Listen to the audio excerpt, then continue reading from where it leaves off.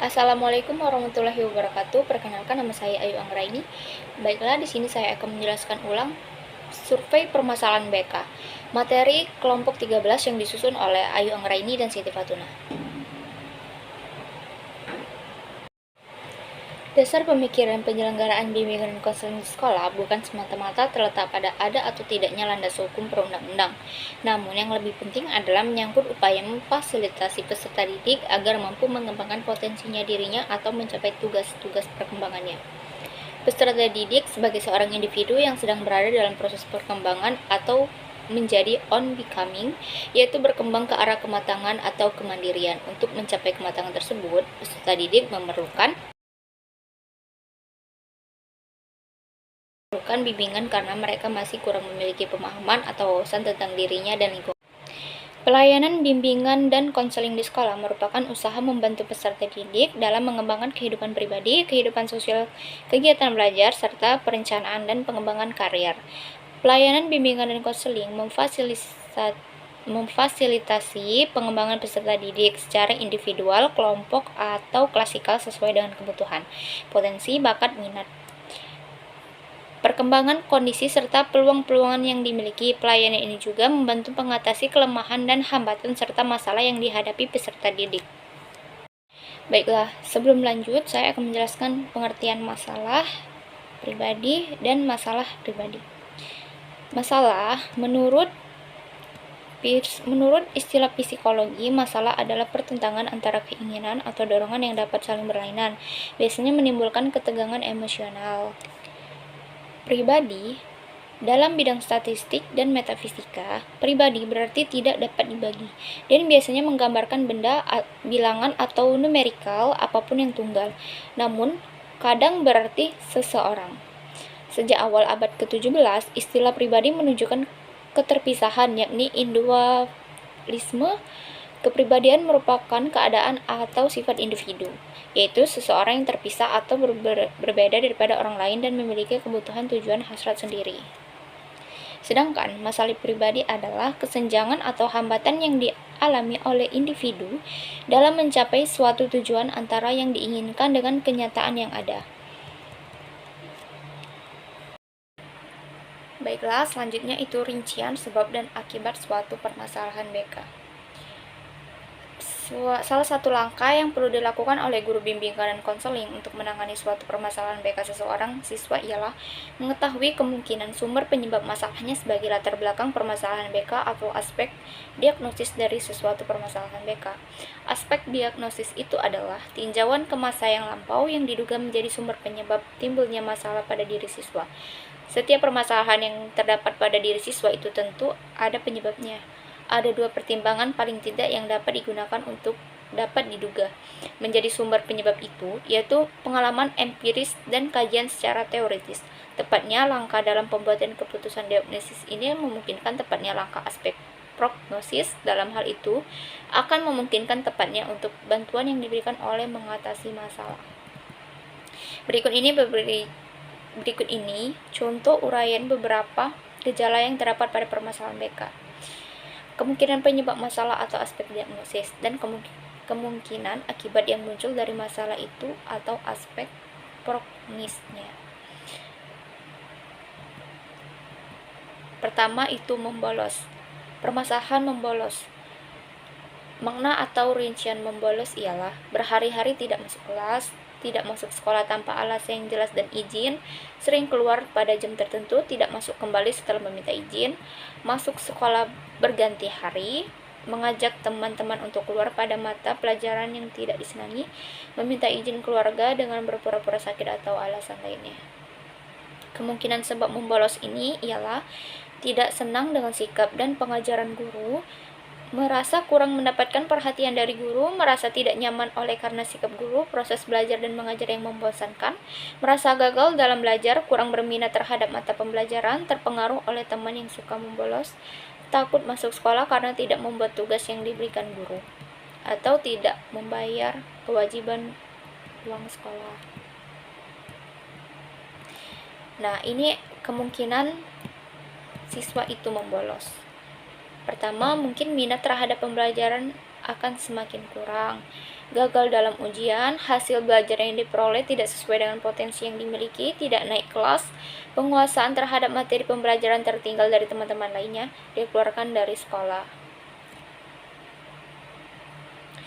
Kemungkinan sebab juga bisa karena jarak antara rumah dan sekolah jauh, kesulitan transportasi ke sekolah, terlalu banyak kegiatan dari rumah sebelum sekolah, terlambat bangun, gangguan kesehatan, tidak menyukai suasana sekolah, tidak menyukai satu atau lebih mata pelajaran, tidak menyiapkan pekerjaan rumah, kurang mempunyai persiapan untuk kegiatan di kelas, terlalu asik dengan kegiatan di luar sekolah.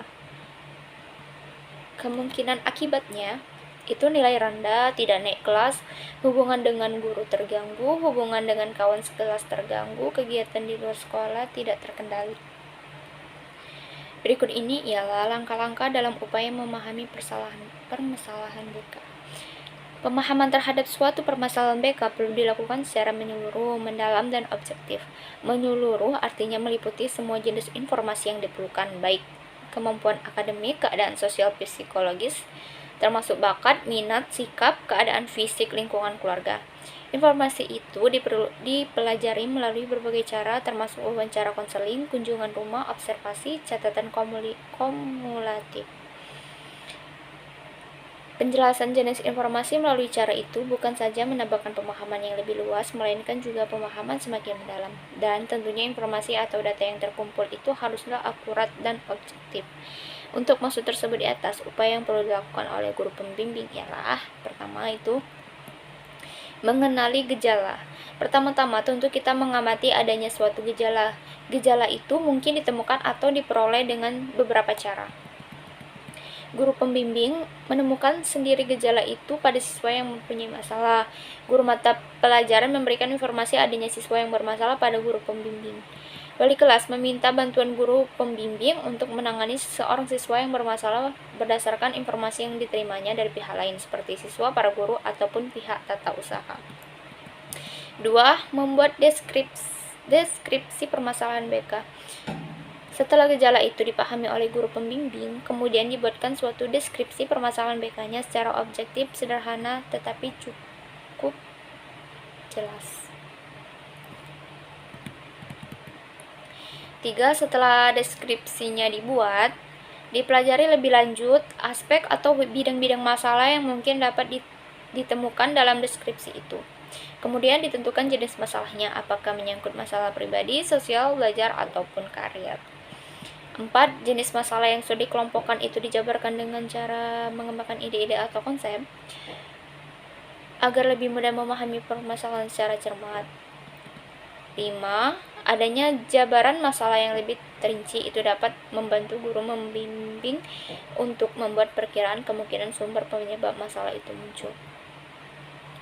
6. Perkiraan kemungkinan sumber penyebab itu membantu kita menjelajahi informasi yang dikumpulkan, sumber informasi yang perlu dikumpulkan, dan teknik atau alat yang digunakan dalam mengumpulan informasi atau data.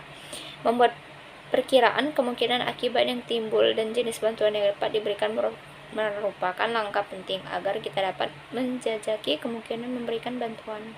Apakah bantuan langsung ditangani oleh guru pembimbing atau perlu konferensi permasalahan BK ataupun alih tangan permasalahan BK. Sedangkan Abu Ahmadi menawarkan langkah-langkah untuk mengatasi kesulitan belajar sebagai berikut. Pertama, itu pengumpulan data yang terdiri dari observasi, kunjungan rumah, case study, case history, daftar pribadi, meneliti pekerjaan anak, tugas kelompok, melaksanakan tes. Pengolahan data yang terdiri dari identifikasi kasus, membandingkan antara kasus, membandingkan dengan hasil tes, dan menarik kesimpulan. Diagnosis yang meliputi keputusan tentang jenis kesulitan belajar anak, faktor-faktor penyebab kesulitan belajar anak, dan faktor penyebab utama kesulitan belajar anak dengan meminta bantuan dokter, psikiater, pekerja sosial, guru, kelas, dan orang tua. Prognosis sebagai follow-up dari diagnosis untuk menentukan treatment yang harus diberikan bahan materi yang diperlukan, metode yang digunakan, alat bantu belajar yang diperlukan, waktu dan tempat pelaksanaan. Treatment atau perlakuan dilakukan melalui bimbingan belajar kelompok, bimbingan belajar individual, pengajaran remedial pelajaran tertentu, bimbingan pribadi atas kesulitan belajar secara psikologis, dan bimbingan orang tua. Nah, dari penjelasan yang saya jabarkan tadi, dapat kita tarik kesimpulan bahwa diagnosis adalah penentuan jenis penyakit dengan meneliti atau memeriksa gejala-gejala atau proses pemeriksaan terhadap hal yang dipandang tidak beres. Sedangkan kesulitan belajar adalah suatu keadaan di mana seorang tidak dapat melakukan proses belajar sebagaimana mestinya.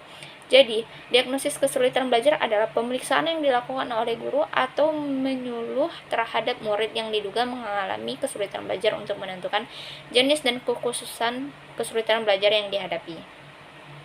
Faktor-faktor timbulnya kesulitan belajar yaitu dari faktor intern meliputi gangguan fisik dan psikologis, dan faktor ekstern meliputi faktor keluarga, sekolah, dan lingkungan sosial.